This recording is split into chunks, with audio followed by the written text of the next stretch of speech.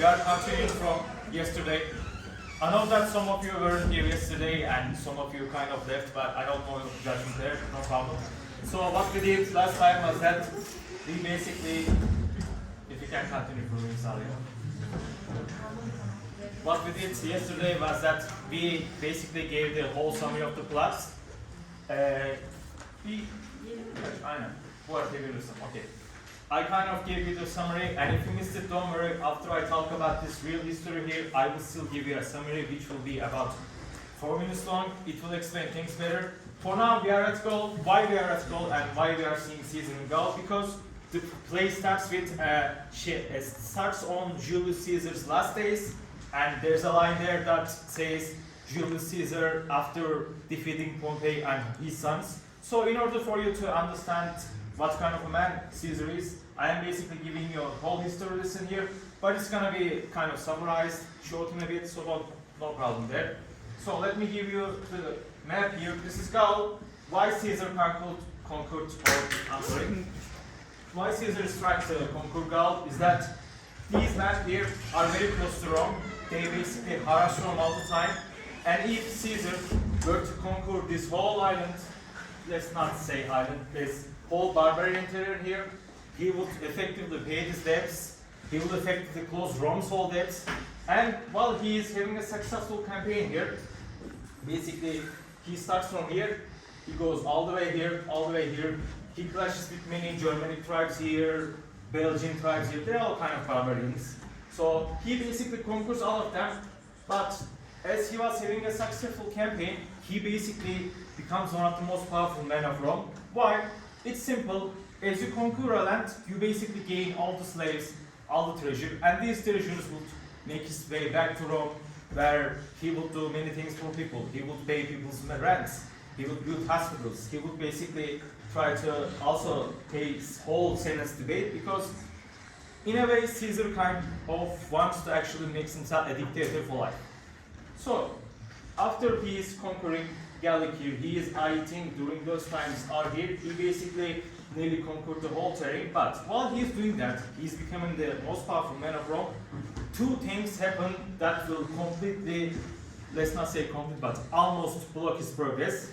So, in order to become a consul and basically conquer Gaul, he has to become a consul first. What he did, I talked about yesterday, he allied himself with two most powerful men of Rome. Pompey, which we will talk about, one of the most successful generals, and Crassus, richest man. But the power shift between these three men completely destroyed, because Crassus got himself killed along with his son. So the most powerful and richest man on Rome has died, and his treasure now belongs to the Senate, which is Caesar's biggest enemy, as you know. So now, with Senate and Pompey basically getting jealous about Caesar's success, also there's a big revolt in Gaul happens, which we will see now. Yeah, so basically, this is a meme, but this is actually the whole battle. What happens is that there is a one Gallic tribesman, chessman, named Vercingetorix. Actually, I think right now, as of 21st century, French people has a statue with honors named after him.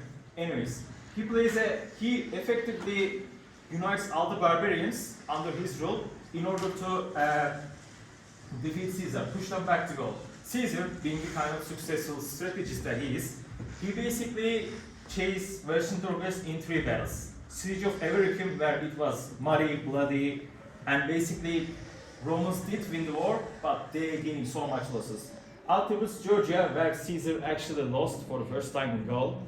Afterwards, the Alesia battle, where it was the most hilarious battle ever. So what happens is that basically Vercingetorix puts himself in a defensive position.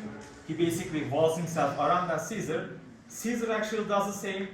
He puts a wall around Vercingetorix and him.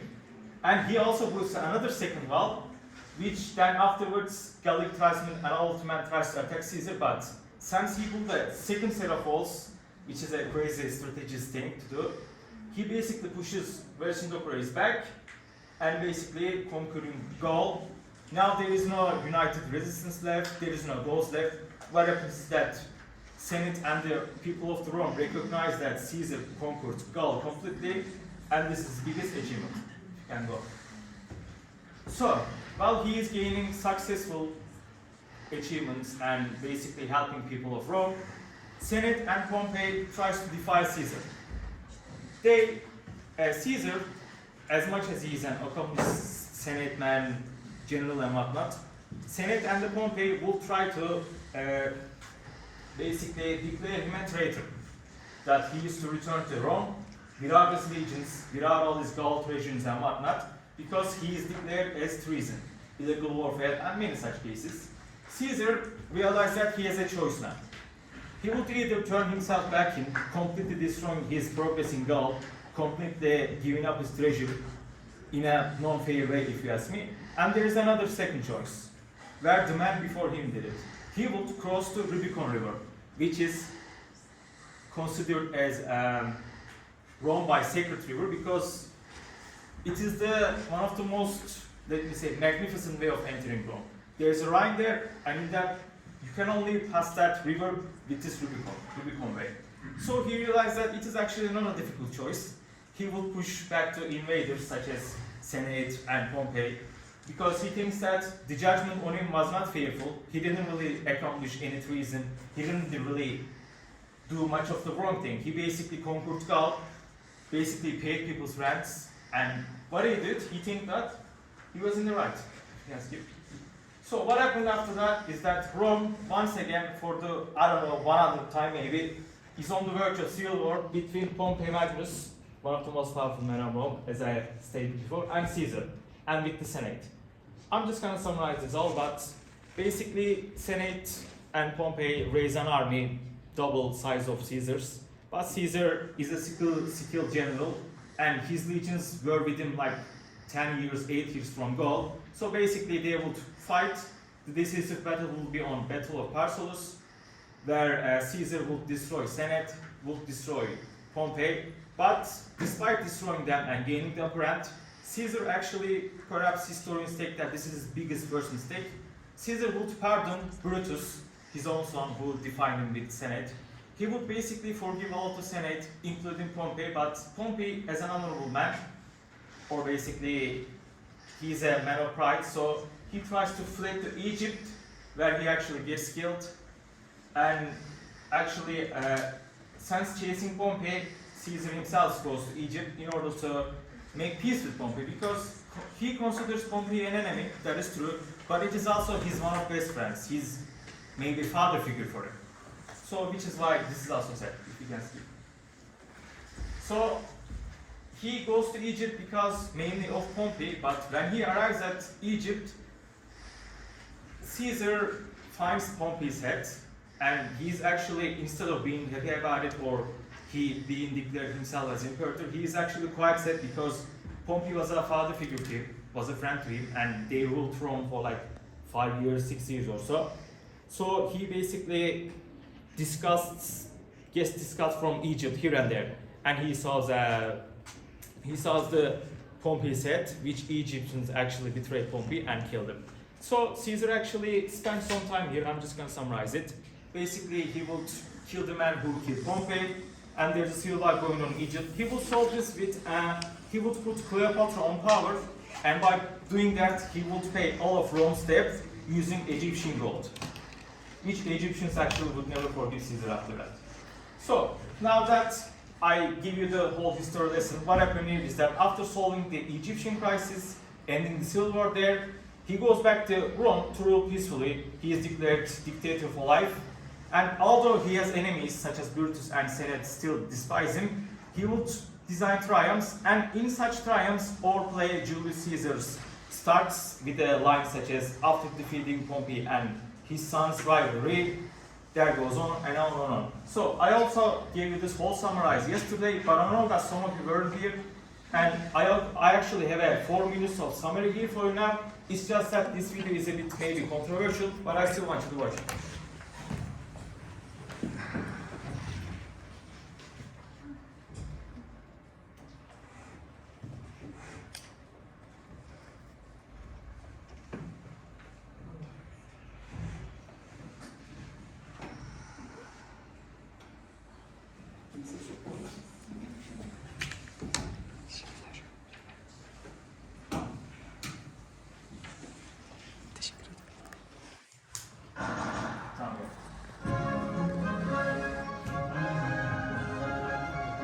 It's a bit different style video, but I find it amusing. This week we crying havoc with Julius Caesar by William Shakespeare.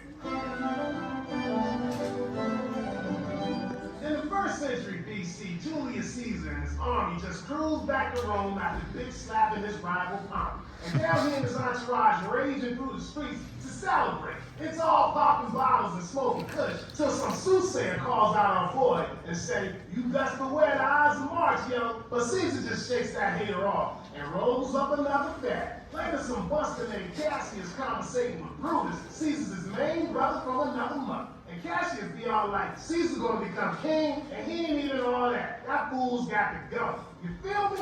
Brutus get it, but he ain't happy about it. Caesar's his boy, but he don't want no tyrants messing with the Roman peace. So he grew up with the cause, and goes down March 15th. That day, Caesar about to leave the crib when his biddy Calpurnia say, "Baby, don't go. I seen some and just know something whack gonna happen." He's like, "Oh word?" But when one of Cassius' thugs roll up, he convinces Caesar his bitch be tripping, and then say, "Yo, if you whip like that, you can stay home instead of letting us crown you king." Caesar be like, "Hold up, brother, don't be like that. Let's do this." As soon as they reach the spot, all them traitors whip out their blades and shake his ass. When Caesar sees his bro Brutus join in, he say, "Oh, you too, man?" And bam, that fool dead. At Caesar's funeral, Brutus tried sweet talking the Romans by telling them that killing Caesar was a favor to Rome. And at first, everyone believed him. But Caesar's boy Antony ain't having none of that. He rocks the mic and makes all of Caesar's killers look like real assholes. Next thing you know, the Roman people be burning down houses and kick Brutus and Cassius to the curb. So Antony, Octavius Caesar, and some rich playboy Lepidus start raising a swole army to stop them backstabbing snitches. Snitches get stitches. She goes ham at the Battle of Philippi, when brothers screaming 187 on the red. Then Cassius think he see one of his homeboys, Vatinius, get captured, gets all torn up, and kills himself. But turns out old Titty just fine, but can't handle Cassius being dead. So he decided to take that long dirt nap too. When Brutus's army gets straight wrecked, he decided he's gonna stack one more body, his own. Then Antony rolls up to Brutus's body and pours one out for our boy, saying he was the most legit Roman of them all. Because unlike the rest of them backstabbing rats, Brutus was acting for the good of the hood. Now, if your bitch ass think you reading straight history up in here, you best check yourself. Because the bard wasn't tripping about historical accuracy, B. Matter of fact, some of the details he pulled right out of his asshole. For example, in the play, OJC can't hit shit out one end. And even though that ain't the way it was, Willie Shakespeare claiming that detail to symbolize that although he can hear all the righteous things people say about him, Fool is completely deaf to all the warnings that his boy's about to cross. I'd rather tell thee what is to be feared than what I fear. For always I am Caesar. Come on my right hand, for this ear is deaf, and tell me truly without thinking so.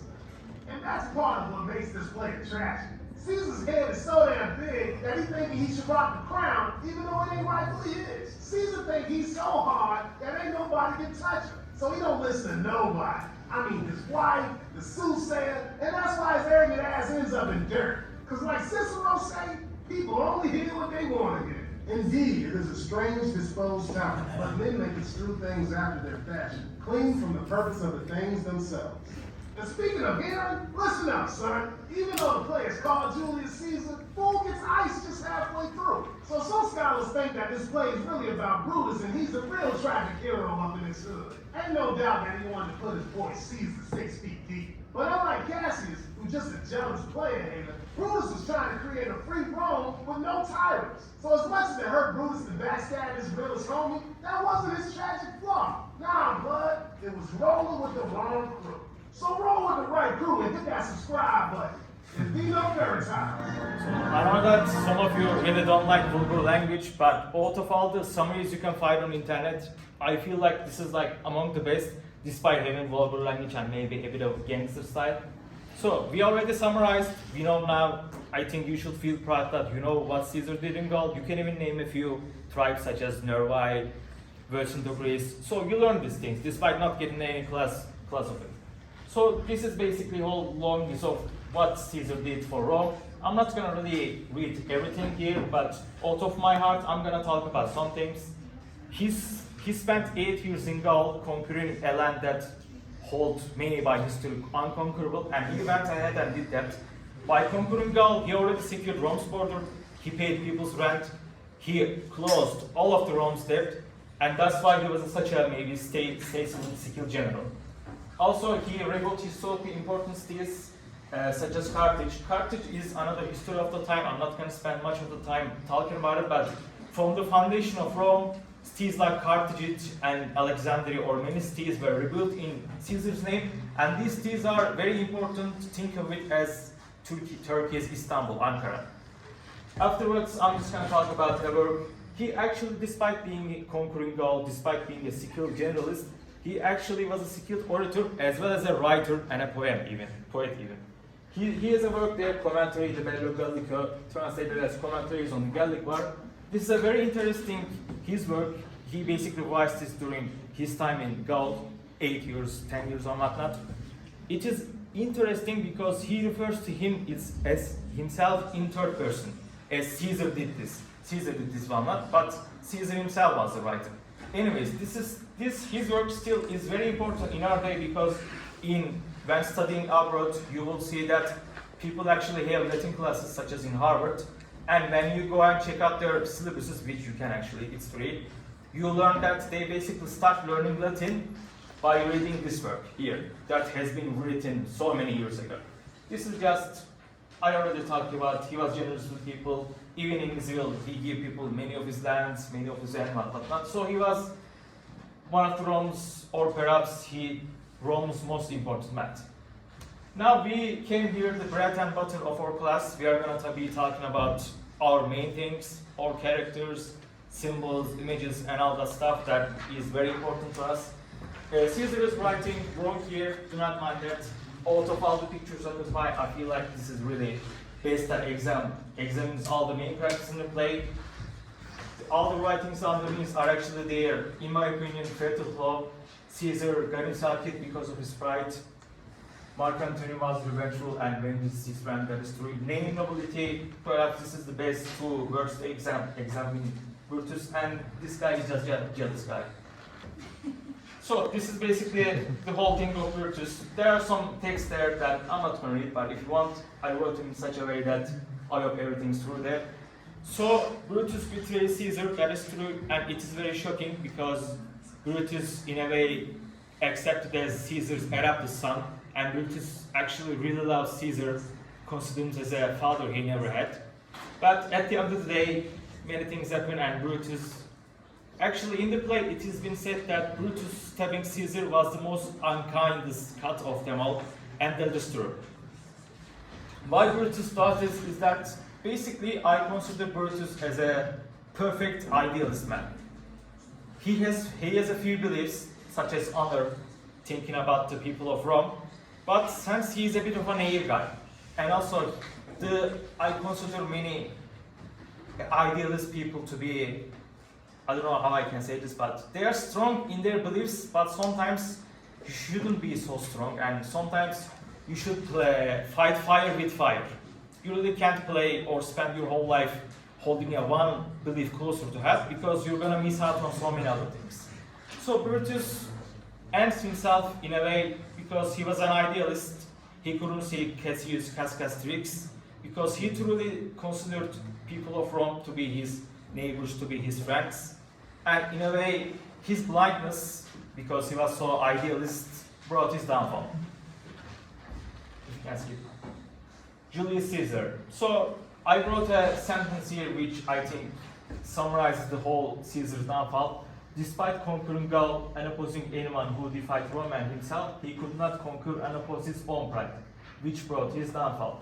The most interesting thing about Ides of March, 15th of March, the day he died, is that after hearing his wife talking about her dream, where there is a blood fountain and there are senators washing blood of Caesars, he actually convinced that maybe he should really listen to his wife that day. He shouldn't go to the Senate, he shouldn't go outside. But afterwards, senators tricked him basically, saying that they would crown him, people of Rome would crown him king, and they go on to dare him, such as, you are so high, Caesar, that what are you gonna do? Listen to your wife, listen to a woman's advice? basically he's so prideful that any form of flattery works on Caesar, and in that moment Caesar is convinced to go to Senate where he gets brutally murdered.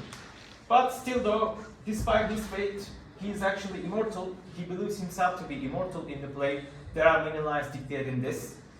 And I think he is still immortal even in our time, because this is now 21st century. We entered the new year just a few months ago, but here I am still talking about a man that lived many centuries before, and there are still many of his works are still in 21st century, is being studied by many. So in a way, he was true about himself. He wished to become immortal. He wished to become the most important man of Rome, and he eventually did.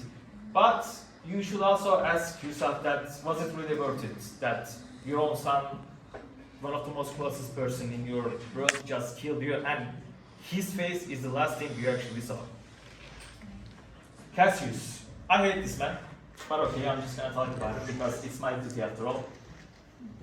Cassius is just a jealous guy. He doesn't give, if you excuse my two shits about Rome's people. The only thing he cares about is his own advancement. That is true in historian books. Plutarch also, I think, described Cassius as an ugly man with ugly intentions.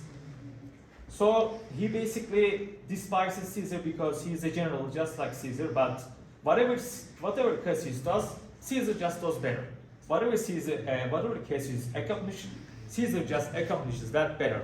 So it is these bitter men such as other people in the Senate and other people just like Cassius would bring the downfall of Caesar. Mark Antony. Mark Antony, in the both history and in this play, is one of the most loyal friends of Caesar, and that is true because I think what makes their bonds special in a way is that they both meet in Gaul. Mark Antony knows a bit about Gaul, Caesar knows a bit about Gaul. They both are fighting men, they know much about soldiering. And Mark Antony might, maybe to some, not be considered as the perfect Senate man and politician.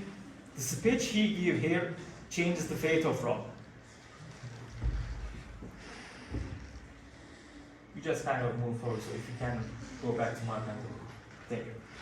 So during his speech is important and considered one of the most iconic speeches of our time because it is psychological manipulation at its finest. What happens is that Senate basically allows Mark Antony to hold a funeral in Caesar's name, as a sign of good gesture. Basically, he starts by judging people first. He says that, Brutus says that he was an ambitious man, Caesar was an ambitious man. And he then goes on to say that Brutus is an honorable man, so we should believe his word. But then he contradicts his point by showing what Caesar did for the people of Rome. He says that he conquered Gaul and his treasures filled people's pocket. Was this in Caesar seemed ambitious? Then he goes on to read this field. He says that he left every citizen of Rome 75 drachmas, big money, months of rent. And he basically gave people land. So then he goes on to say that, was this in Caesar truly seems ambitious? Did he not pay for your rents? Did he not care for your children? Did he not weep when the people wept? And he always ends his speech by saying that Brutus was an honorable man. In a way, Brutus is actually not an honorable man, of course. And in a way, this contradiction will change what people at that time think about Caesar. What happens after his speech is that basically the people, plebeians, gather up, revolt against senators, Brutus and whatnot. Once again, afterwards, Rome is again faces another civil war. So we are moving on to symbols. I actually... Sorry, I don't want to interrupt. No problem. It's just blossom. But let's give a break. Of course. Sen de bir switch, bir arkadaşlar, arkadaşlar çiçeği